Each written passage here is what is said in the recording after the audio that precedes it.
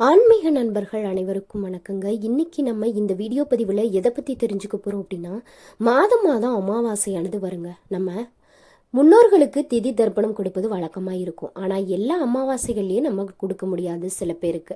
அப்படி எல்லா அமாவாசைகள்லையுமே கொடுக்க முடியாதவங்க இந்த தை அமாவாசை அன்று 7 தலைமுறை பாவமும் நீங்க நம்ம 3 பொருட்களை தாங்க தானம் கொடுக்கணும்.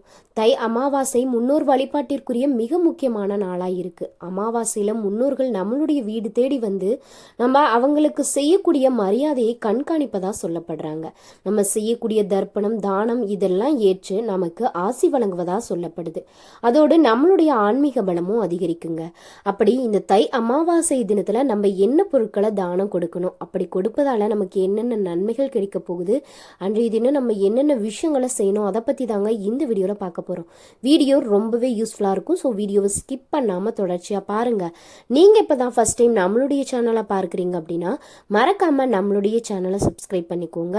கூடவே இருக்க பெல் ஐக்கானையும் மறக்காம கிளிக் பண்ணிக்கோங்க. அப்பதான் நம்ம போடக்கூடிய வீடியோ நோட்டிபிகேஷன் மூலியமா உடனுக்குடனே உங்களை வந்து சேரும்.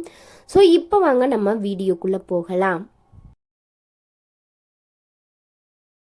தை அமாவாசையப்போ யாருக்கு தானம் செய்யணும், என்னென்ன தானம் செய்யணும், எந்தெந்த பொருட்களை தானம் செய்வதால நம்மளுடைய பாவங்கள் அனைத்தும் நீங்கி முன்னோர்களின் ஆசையை பரிபூர்ணமாக பெற முடியும் அப்படின்றதாங்க நம்ம முன்ன தெரிஞ்சுக்க போறோம். வருடத்துல வரக்கூடிய மிக முக்கியமான அமாவாசைகள்ல ஒன்றுதாங்க தை அமாவாசை. உத்திராயண காலத்தில் வரக்கூடிய முதல் அமாவாசை இது அப்படின்றதால இது தவற விடக்கூடாத மிக முக்கியமான நாளா பார்க்கப்படுது.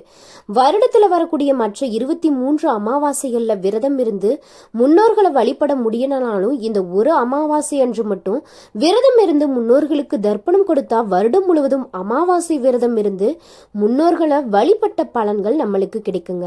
அதோட நம்ம செய்த பாவங்கள் மட்டும் இல்லாம நம்மளுடைய 7 தலைமுறை முன்னோர்கள் செய்த பாவங்களும் நீங்கும் அப்படின்றது ஜோதிட ரீதியான நம்பிக்கையாகவே சொல்லப்படுது. இந்த ஆண்டு தை அமாவாசை ஜனவரி 29ஆம் தேதி புதன்கிழமை வருதுங்க. ஜனவரி 28ஆம் தேதி இரவு 8:10 மணிக்கு தொடங்கி ஜனவரி 29ஆம் தேதி இரவு 7:21 மணி வரை இந்த அமாவாசை திதியானது இருக்குங்க. இது பெருமாள் வழிபாட்டிற்குரிய புதன்கிழமையில பெருமாளுக்குரிய திருவோண நட்சத்திரத்துடன் இணைந்து வருவது மற்றொரு தனி சிறப்பாகவே சொல்லப்படுது. இந்த நாளில் 3 முக்கிய பொருட்களை தானம் கொடுப்பது மிக மிக சிறந்ததுன்னு சொல்லப்படுறாங்க. தை அமாவாசை என்று எந்தெந்த பொருட்களை தானம் செய்யணும், யாருக்கு தானம் கொடுக்கணும், எந்த மாதிரியான பொருட்களை தானம் கொடுப்பதால நவகிரக தோஷங்களில் இருந்து விடுபட முடியும் அப்படின்னா, தை அமாவாசையில முன்னோர்களுக்கு பித்ரு தர்ப்பணம் அளிப்பதுடன் தானம் வழங்குவது ரொம்ப ரொம்ப முக்கியமான ஒரு விஷயங்க. குறிப்பா அந்தணர்களுக்கு தானம் கொடுக்கணும் அப்படின்னு சொல்லுவாங்க. எல்லா அந்தணர்களுக்கும் தானம் அளிக்க கூடாது. முன்னோர்களுக்கு தர்ப்பண காரியங்கள் செய்து வைக்கும் அந்தணர்களுக்கு மட்டுமே தானம் கொடுக்கணும். அமாவாசை அப்படின்றது சந்திரனுக்குரிய தினம் அப்படின்றதால சந்திரனுக்குரிய பொருட்களான வெள்ளை நிற வஸ்திரங்கள், பச்சரிசி, பச்சை காய்கறிகள் இந்த 3 பொருட்களை தானம் அளிப்பது ரொம்ப ரொம்ப சிறப்புங்க. தர்ப்பண காரியங்கள் செய்யக்கூடிய அந்தணர்களுக்கு இந்த 3 பொருட்களை தானம் அளித்தா மட்டும்தான் நம்ம முன்னோர்களை சென்று சேரும் அப்படின்றது நம்பிக்கையாகவே சொல்லப்படுது. இன்னொரு விஷயம், சனி பகவானால சில பேர் ஆட்டி படைக்கப்பட்டு இருக்காங்க அப்படின்னு சொல்லலாம். இது தவிர சனி காரகாத்துவம் உடையவர்களுக்கும் தானம் அளிப்பது ரொம்ப சிறந்தது.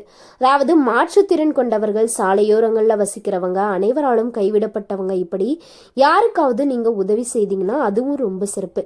சாப்பிடுபவர்களுக்கு உணவு அளிப்பது, சாலையோரம் வசிப்பவர்களுக்கு போர்வை வாங்கி கொடுப்பது ரொம்ப ரொம்ப நல்லது. குறிப்பா கருப்பு நிற கம்பளி போர்வை வாங்கி கொடுப்பது சனியின் பிடியிலிருந்து விடுபடுவதற்கும் பித்ருக்களின் ஆசியை பெறுவதற்கும் ஏற்றதா இருக்குங்க. இந்த தை அமாவாசையப்போ நம்ம ஏன் இப்படி வழிபாடு செய்யணும், இந்த வழிபாட்டோட பலன்கள் என்ன அப்படின்னு நீங்க கேட்கலாம்.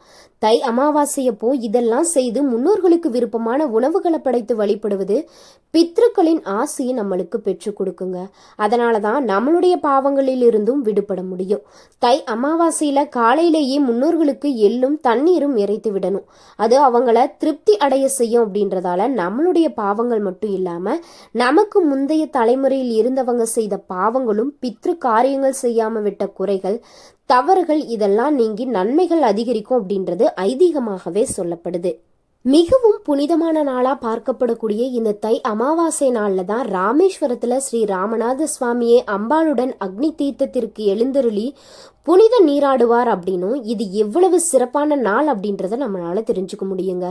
இந்த நாளில் புனித நீராடினால் கர்மாக்கள் நீங்கும் அப்படின்றதும் ஐதீகமா சொல்லப்படுது.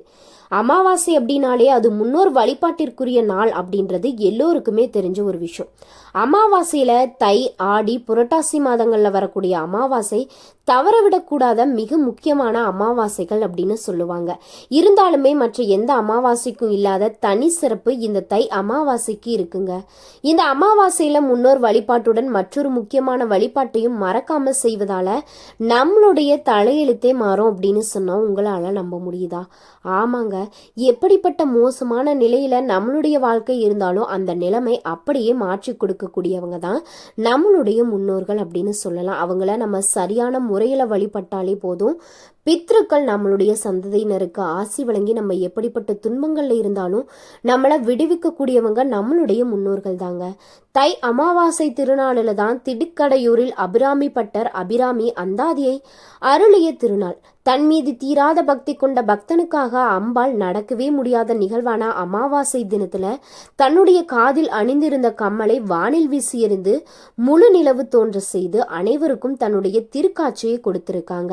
அமாவாசை நாளில முழு நிலவு தோன்றி அபிராமி பட்டர் உயிர் நிலைக்க வாய்ப்பே இல்லை அப்படின்னு சொன்ன நிலையில அதை மாற்றி அம்பிகை அபிராமி பட்டரை காத்திரொழிய திருநாள் தாங்க இந்த தை அமாவாசை. இந்த உற்சவம் இன்றுமே திருக்கடையூருல வெகு விமர்சையா தை அமாவாசை என்று நடைபெறுவது ஒரு வழக்கமாய் இருக்கு. நம்ம தீராத கஷ்டத்துல நிறைய பேர் இருக்கும். அந்த தீராத கஷ்டங்கள் எல்லாம் தீரணும் அப்படின்னா இந்த பரிகாரத்தை நீங்க தை அமாவாசையில செய்தாலே போதும். தீராத கஷ்டத்துல இருக்கிறவங்க, நம்மளுடைய வாழ்க்கை மாறாதா அப்படின்னு நினைக்கிறவங்க, மோசமா இருக்கும் தலையெழுத்து மாறணும் அப்படின்னு நினைக்கிறவங்க எல்லாருமே தை அமாவாசை நாளில காலையில் பித்ருக்களின் வழிபாட்டினை மேற்கொள்ளணும்.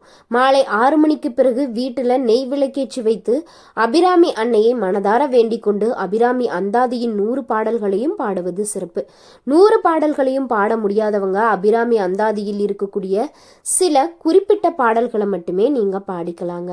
குறிப்பா ததியுறும் மத்தில் சுழலும் என் நாவி அப்படின்னு தொடங்கக்கூடிய 7வது பாடலும், வந்திப்பவர் உன்னை வானவர் தானவர் அப்படின்னு சொல்லக்கூடிய 14வது பாடலும், சொல்லும் பொருளும் என நடமாடும் அப்படின்னு தொடங்கக்கூடிய 28வது பாடலையுமே நீங்க பாடலாங்க.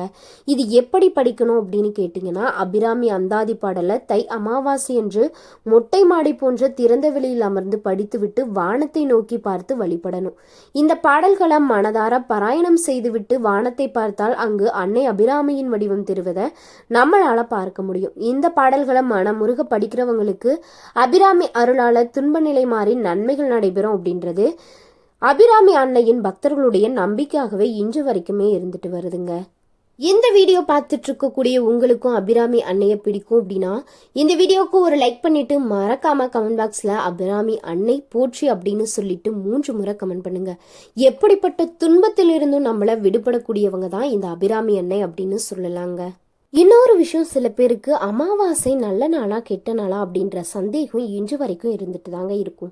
அமாவாசை நாளில் சுப காரியங்கள் சுப நிகழ்ச்சிகள் எதுவுமே நடத்துவது கிடையாது. இது முன்னோர்கள் வழிபாடு தர்ப்பணம் கொடுப்பதற்கான நாள் அப்படின்றதால இந்த நாளில் சுப காரியங்களை தவிர்ப்பது சிலருடைய பழக்கமா இருக்கு.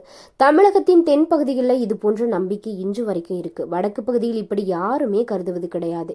நிறைந்த அமாவாசையில் கடை திறப்பது, புதிய வாகனங்கள் வாங்குவது, நிலம் பதிவு செய்வது போன்ற புதிய தொடக்கம் பெருக்கத்திற்கான காரியங்களை செய்வதை இப்படி இரு வேறு நம்பிக்கைகள் பழக்கங்கள் இருப்பதால அமாவாசை நல்ல நாளா கெட்ட நாளா அப்படின்ற கேள்வி நிறைய பேருக்கு எழுந்திருக்கு.